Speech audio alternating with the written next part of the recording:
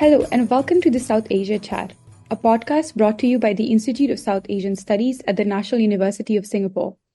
I am your host, Kanika Kaur, a research analyst at the Institute. In today's episode, we will discuss the return of Donald Trump as the President of the United States and the global implications of his second term. As we all know, Trump officially resumed office on January 20th earlier this week, beginning his second innings with a slew of executive actions. His stance on economic and geopolitical issues promises to shake up things in the international order. To help us unpack these developments, we have with us today Ambassador Nirupama Rao. Ambassador Rao is a distinguished former Indian Foreign Service officer who retired as the Foreign Secretary to the Government of India, the senior-most position in the Foreign Service. She was also the second woman to occupy this post and was India's first female High Commissioner to Sri Lanka and to the People's Republic of China. From 2011 to 13, she was also the Indian ambassador to the United States. Ambassador Rao, thank you so much for joining us today. Thank you so much for having me on the podcast. To begin with us today, I want to bring up a question on Trump's leadership style, which is something that I know you have written and spoken about as well. His leadership style has been characterized by a strong personal branding, not unlike the one we see in India as well, and this unconventional deal-making and transactionalism. So what can we expect from his second term regarding policy and governance? Well, I think in many ways the Trumpian personality, if you can term it thus, is like an open book. He is very disinhibited and not afraid of third rails, and he believes in shock and awe. Very unabashed, very unfettered, and of course, as we all know, he's a deal maker. And he's somewhat chameleon-like. I think he has his mood swings and he's, I must say, quite fickle-minded. His definition of Make America Great, or MAGA as it's known, carries with it, I believe, an addendum, to hell with the rest. Make America great again, but to hell with the rest. And his numerous executive orders soon after he assumed office, you're aware of those, are revelatory, I believe, in quite an extreme. And he's acting as predicted, overturning precedent and literally bombarding the headquarters of American constitutionalism. And, the other thing is that he speaks of manifest destiny, and he's put President William McKinley, often regarded as the presiding deity of American imperialism, on a pedestal, and indicated a very distinct preference for territorial expansionism, which is quite unorthodox and unheard of in global politics today, as a principle in policy. And he's tied it to American exceptionalism. So as some analysts have noted, this is not a normal presidency. And these will not be normal times for the rest of the world. In fact, as someone said the other day, geopolitics has returned with a vengeance. And there's a new geopolitical dynamic that the United States is spelling out. And the global order is obviously going to be a victim of that. Thank you so much for the first remarks. I also want to sort of bring us back to the statement about how geopolitics has returned with vengeance. I think that's very interesting. Even to our listeners who I think are very interested in foreign policy. So regarding foreign policy, where would we think that the power would lay with this second Trump administration? Will individuals in the administration follow a broader strategic vision or ideology, or will loyalty to Trump dominate more? Well, my hunch is that power rests with President Trump himself, and that's quite obvious. He's very driven, very determined to leave his legacy on his country and on global politics. And the other thing is that unlike during his first administration, from 2017 to 2021, he has surrounded himself with loyalists this time, and those who are aligned with him in thinking and ideology. Loyalty to the president will be the litmus test for all these people. And the ideology that is native to the new Trump administration is the promotion of big business. You saw all the so-called oligarchs at the inauguration, all the tech giants. America's new Gilded Age in many ways, I think, when you see the kind of representation that is being given to these big names in business. And there's a nativism today in America that that unfortunately spells xenophobia and vilification of the foreigner or outsider. And I think Mr. Trump's approach to everything he does every day is winner take all. And when it comes to smaller and weaker neighbors and allies, you see what he said about Panama or even about Mexico and allies. I mean, the whole controversy over Denmark vis-a-vis Greenland. So there's this whole unfolding of big brother politics on the global stage. That's what you're saying. And as the saying goes, I think you're aware of this, Kanika, the strong do what they will and the weak suffer what they must. So nothing is sacred, even though Mr. Trump says he wants to be a peacemaker, he wants to be a unifier, but nothing seems sacred in this scenario. Thank you for that. I think that gives us a lot of food for thought to think about how the cabinet or the people that surround Trump are going to influence it, how loyalty is going to play a massive role, the kind of dedication you can give to Trump, as well as how this business and politics intersection will play out within maybe foreign policy as well as with trade. I now want us to take it to a bit more of the global implications with this sort of winner-take-all approach that Trump is taking, not so different from the last time round. Trump is going to pull out of the US out of the Paris Agreement again. It's going to probably pause international aid and has also questioned existing security architectures. So with this in mind and the kind of like isolationist approach he's taking again, would this prompt countries to reevaluate their position with the US, like from the perspective of maybe Mexico, where they're going to be targeted with a lot of tariffs and so on? Sure. That's an interesting question, and I think it covers a lot of areas. In fact, President Trump has already signed an executive order pulling the US out of the Paris Agreement, as we all anticipated. And that has implications, obviously, for all the whole issue of climate politics and climate policy. And in this context, I was just reflecting on a recent speech at the Davos Economic Forum by Ursula von der Leyen, who's president of the European Commission, as you know, and she talks about the practice of pragmatic diplomacy vis-a-vis the United States, while standing by what she called our principles and values. And I believe that is a good coping strategy for us all. I think President von der Leyen is right in saying that we have entered a new era of harsh geostrategic competition, and there is a need to avoid a global race to the bottom. That is something we should all be sensitive about. And it's going to be a challenge, I believe, for many parts of the world as the Trumpian era is unfolding.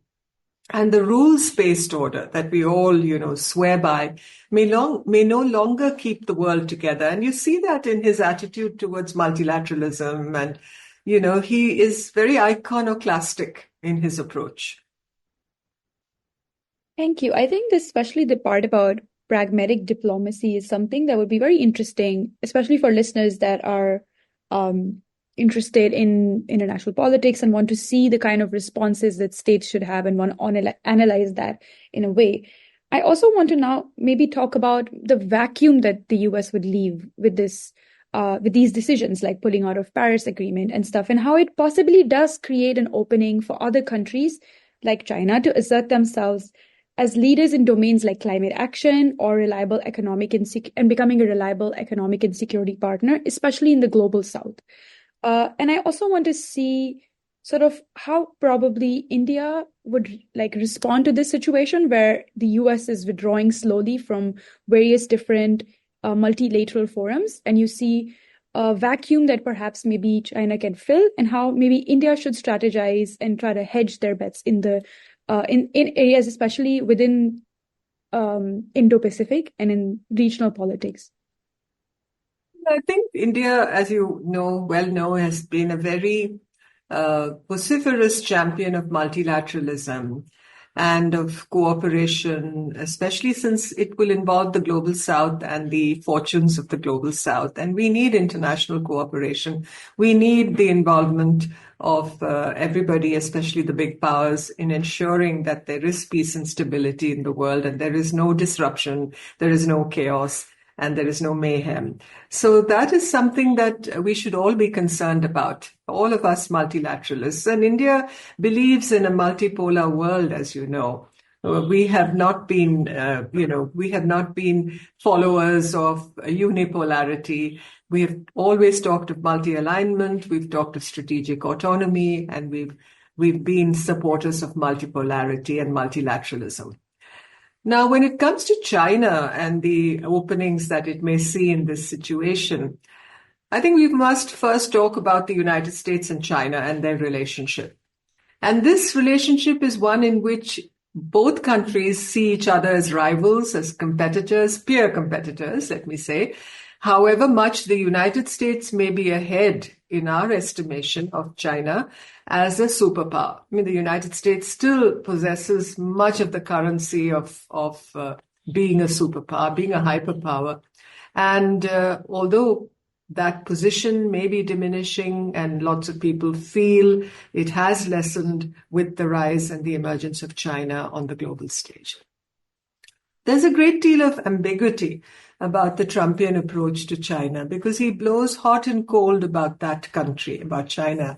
And he's been saying that Xi Jinping is the only world leader that approaches him in levels of global prestige, power, and influence. And he keeps talking of China can help. You know, when he spoke to President Zelensky of Ukraine and, following that conversation, there were references, there were hints of how the US and China need to collaborate more closely on issues of concern, like the conflict in Ukraine. So China can help. Those were the words he used. But I don't know if China, on the other hand, is really prepared to accept the olive branch from Mr. Trump. It will seek its own advantage where America is perceived as absent or imperialistic or attacking multilateralism, for which Mr. Trump, as we all know, has a genuine predilection.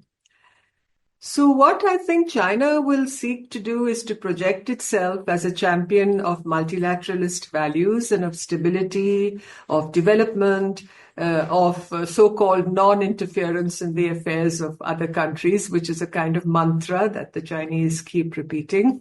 And they will be upholders of national sovereignty. So on the face of it, they will be very goody-goody about it. Now, wolf warrior diplomacy may not be the preferred approach of China under these circumstances. I think that phase is kind of, petered out, not completely. I mean, it raises its head from time to time, but I think at the moment it's not the preferred approach. It's not like it was pre-COVID or just, during COVID. And I think in one way, Mr. Trump's team may be the new wolf warriors. You'll see much more, of that kind of rhetoric when they speak about their approaches to global issues and the role that countries should play. Like Mr. Trump has been speaking about NATO and the way he has, spoken of Mexico, of Canada, of, the issue of Greenland, the Panama Canal. Those are all, I think, pointers to this kind of the American brand of wolf warrior diplomacy. So that's how I see it at the moment. Thank you for that very interesting perspective. I think that the idea that perhaps China is not prepared to receive this olive branch just yet, and that there's this changing dynamics where there might be a bit of role reversal with Trump coming in, is a really interesting perspective, especially because you've served posts both in China and the US. So I think we're also very grateful to have a more practitioner's perspective of what on ground you can see happening. I want to bring us a bit to the more economic aspect from perhaps China's perspective. Could there be more economic complexities within China that shape their response to potential tariffs or negotiations with the US that would come up with Trump? First I'd like to talk about how China would view the return of President Trump, because, that is something we're all observing or trying to analyze and trying to watch as to what these reactions will be. I think China, going by my understanding of the issue, is going to be quite measured and cautious in its response. It's going to be waiting and watching. But at the same time, I think we should all be aware of that, unwilling to tolerate any crossing of lines. as they see, how the universe is structured, especially on Taiwan. I think if the United States does cross any lines that China has set for this issue, then I think the reaction is going to be different. Otherwise, it's going to be measured and cautious. And on trade and tariffs and technology, China, as the world's main trading nation, has many arrows in its quiver, I think. It's not completely helpless. It's not, so down in the dumps as we think it may be. I think it's going to seek to cement closer relations with Europe and the global South, and its partnership with Russia will be maintained, even if it's not further strengthened. Because, Trump is going to let loose a lot of invective on that issue if the Chinese and the Russians get cozier together. But many regions of the world, I believe, want balanced relations with China, not disruption, not uncertainty. And I think China knows these stakes that are involved, and it's quite ready to play the game. And will it position itself differently in global supply chains and geopolitics? I think China will seek to weaponize dependencies of various nations on supply chains that emanate from it. And this is not going to make life easy for countries who seek to align themselves more closely with the United States, especially when you look at the Indo-Pacific. And China is going to exploit weaknesses in manufacturing, intermediate goods, and the economic shortcomings that it sees in those countries. So that really is really how we are looking at it from our neck of the woods. Thank you for that insight about the changing dynamics between US and China, as well as the latter's relationship maybe with Russia, and also this new landscape, this geopolitical landscape that we're coming about. I want to bring us to how this new landscape would perhaps have implications for India. And as we know, India is seen as a potential beneficiary from Trump's return. So how do we see this playing out? And is there some kind of benefit that we can extract from the tariffs imposed on China or in other countries, or the fact that we're not under direct fire by Trump's tariffs, despite the fact that we may have favorable trade balance against the US, but it's not as large as Mexico or China or other countries? Yeah, that's right. Well, I think with Mr. Trump, every day is a new day. And one cannot make promises about tomorrow's good or bad. I think one should be guided by that general principle. And the chemistry, of course, between President Trump and Prime Minister Modi is a very good one, as we all know. But that, in my view, cannot be the overriding guarantee of good relations between India and the US. There could be tensions on trade and tariffs, on energy, where India's urge to ensure energy independence. And, we have diverse sources of supply, including Russia, as you know. That may clash with Mr. Trump's preference for pressure being exerted on partners to import more natural gas, more fossil fuels from the United States, and to reduce dependence on Russian imports. I think on that, you see, it's a very business-like approach, I think, to global politics that Mr. Trump practices. So India also, I believe, will be asked to buy more weapons and defense systems from the United States, more gas, as I mentioned, and agricultural goods, which has always been a bugbear with the Americans when it comes to their exports to India. But in contrast to US-China relations, US-India relations are in a much better place, and they enjoy strong bipartisan support in the United States, as you know. Senator Mark Rubio, who's just been confirmed as Secretary of State, is a great champion of better India-US relations, and so is the new National Security Advisor, Mr. Waltz. So these relations have grown in strength and substance between India and the US, and in comprehensiveness over the decades, and they're on a steady growth trajectory. And I think there's no dispute about that on either side. I mean, there are, of course, wrinkles in the relationship from time to time, and that happens between any two democracies as they transact diplomacy. But by and large, I think the climate is very good for this relationship, and there's a lot of strength and substance to it, and the foundations are very, very resilient. So, and furthermore, the other point I'd like to highlight is that the Indian American diaspora in the United States, now close to 5 million in numbers, have a very impactful an influential role in mainstream American life today and bring to bear a great deal of positive influence in molding US opinion across the spectrum on India. So if you ask me whether India would benefit from tariffs imposed on China, or might Trump push for similar tariffs on India? Now, Mr. Trump, we all know more than anybody else, is the high priest of the tariff universe. And he's quite capable of turning on the pressure on trade with India and imposing punitive tariffs. He's been vocal about this issue in the past. And during his first administration, as we all know, he withdrew the GSP trade facility that India was eligible for and had benefited from for many years.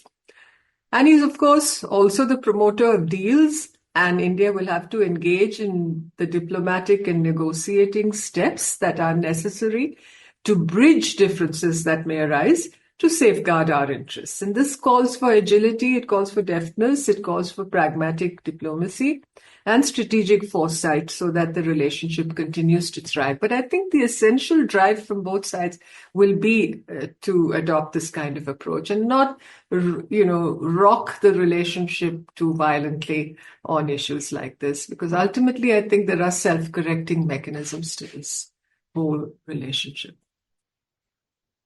Thank you for that very insightful answer. I think we also have a lot to think about with the fact that India and US already have a very strong, resilient foundation for this relationship, with even the two leaders not being strangers to each other. They have this sort of camaraderie that they share, and also with the very impactful diaspora that we currently have in the US. What I wanted to ask you is that we began this conversation by discussing that Trump has indeed passed this slew of executive orders on his first day, and clearly his first 100 days in office are going to be incredibly impactful and a lot like setting the tone for the rest of the term. So what would be the advice, if you had to give any, to the Indian administration in their dealings with the United States of what they should prioritize with in terms of their engagement? Maybe focusing more on trade, immigration, security, or technology? Like, what should be the first point of engagement? First and foremost, this relationship is important for both countries, and especially when you look at the emerging situation in the Indo-Pacific, the whole issue of the role of China in our region, you understand why dialogue, why cooperation, why this continued building up of mutual trust and confidence between India and the United States is so important. And first and foremost, of course, we are the world's largest democracies in many ways, the US being the oldest and India being not only the largest democracy, but the largest country in the world because of its population and its position, really. It's, the position that geography has given us, that history has molded us with, and also the role that we're playing on the international stage today. So in terms of prioritizing specific areas of engagement between India and the Trump administration, whether it should be trade or security or technology or something else, I think all the above areas require emphasis and focus from our side. And the smooth flow of goods and services between our two democracies and dependable and resilient supply chains are to the benefit of both peoples. Security in the Indo-Pacific, freedom of navigation, cooperation to uphold a rules-based order and codes of conduct, our partnerships for development and economic progress of the region, they're all important. And of course, technology. I mean, I cannot overemphasize the importance of technology. It is vital to this relationship. It's the lifeblood of our future growth in India as a country and our prosperity. And there are dynamic and cutting-edge partnerships between our two countries in this field, given our vast pool, India's vast pool of highly talented and capable scientific manpower. A lot of the ideas, a lot of the innovations come out of this collaboration between India and the United States. And our dialogue and cooperation with both on the part of India and the United States with ASEAN countries. You're in Singapore.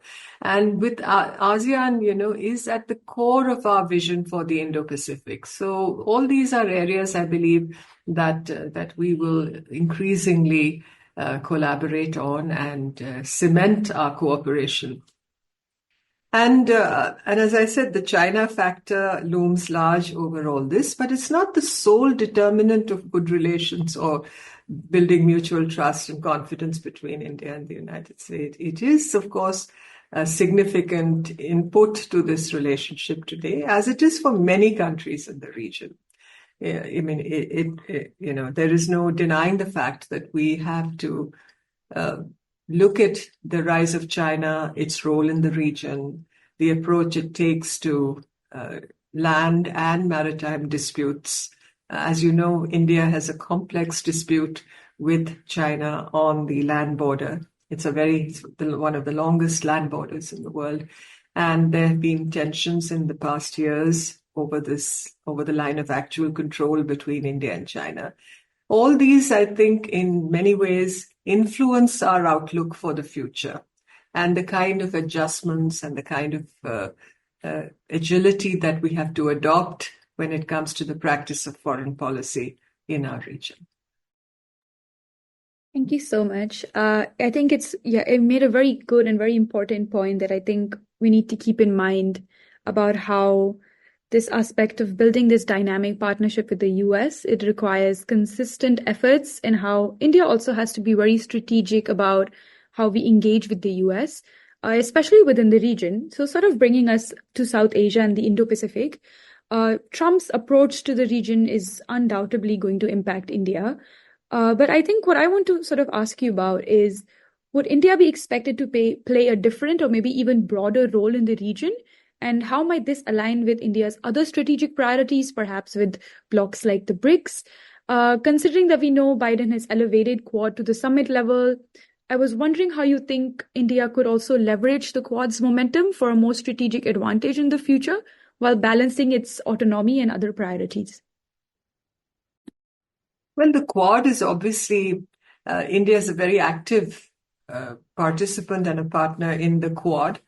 And it's also important to remember that it was during Mr. Trump's first administration that the whole Quad interaction and cooperation was revived. Of course, President Biden took it to a further higher level with the summit level meetings between Quad leaders.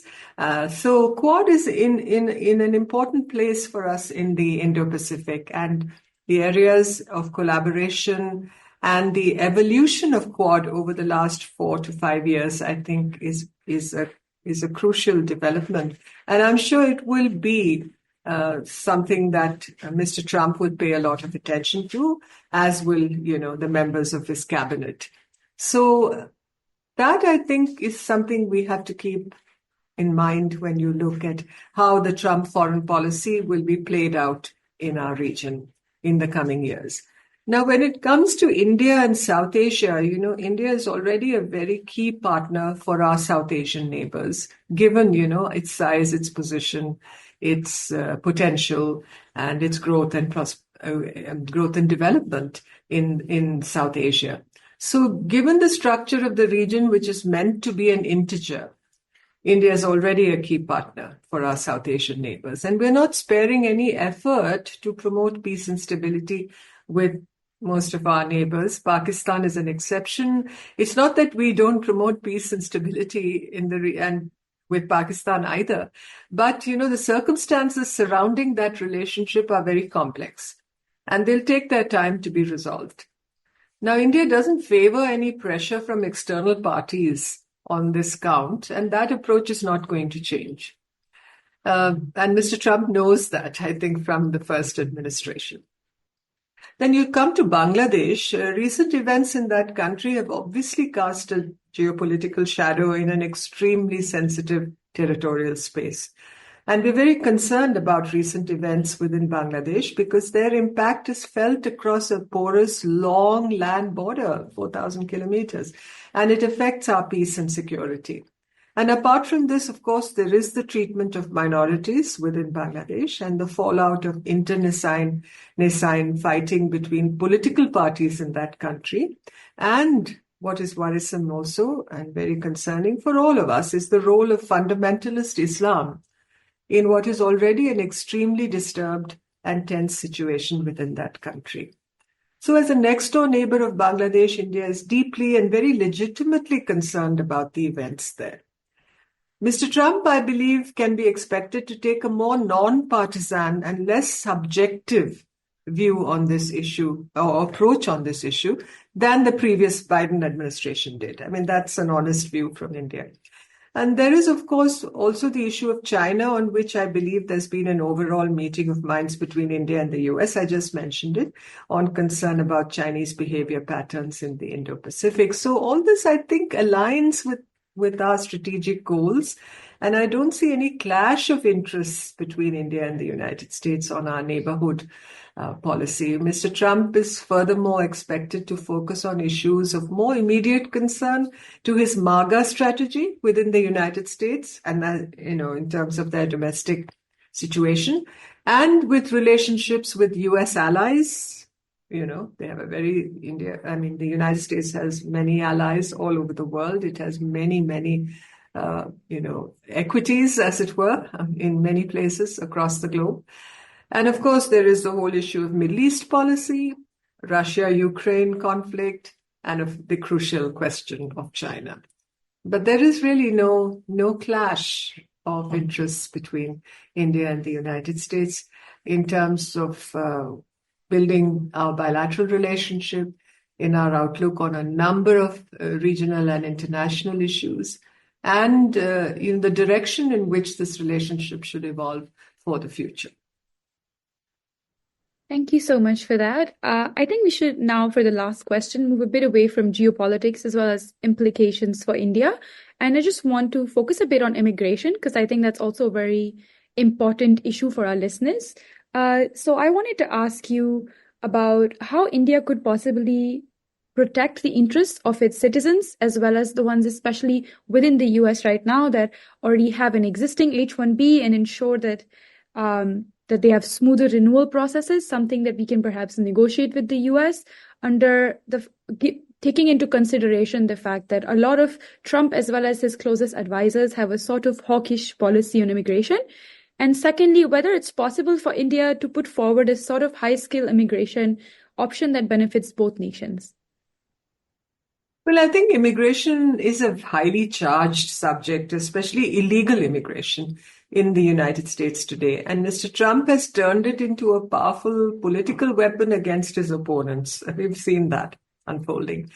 But on the H-1B visa issue, after the post-presidential campaign and inauguration dust settles, I think our two governments will no doubt have to sit down and work out viable solutions that build mutual trust and don't interrupt the strong technological partnerships between our two countries, on which so much future progress is dependent, as I mentioned. And so but at the same time, to my mind, immigration issues are not the be-all and end-all of the relationship between our two countries, India and the US. And I believe pragmatic solutions will be worked out. I think that is my forecast. And I believe that both countries have an equal stake in ensuring this.